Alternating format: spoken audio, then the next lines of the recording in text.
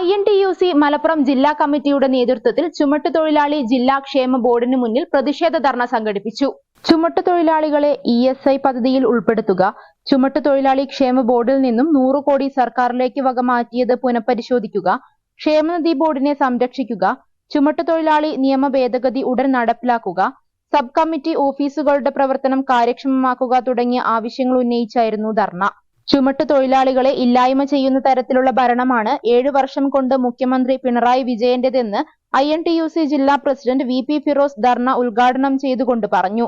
Nabeer കുട്ടൻകാവിൽ, Jayan Arakkal, ജോമോസ് Thomas, കുഞ്ഞാവ, വിദ്യാധരൻ, ജലീൽ വാണിയമ്പലം, ബാബു, മണി കരുവാരംകുണ്ട്, ഷാജി കൊഴിപ്പള്ളി, ഭരതൻ പരപ്പനങ്ങാടി എന്നിവർ സംസാരിച്ചു.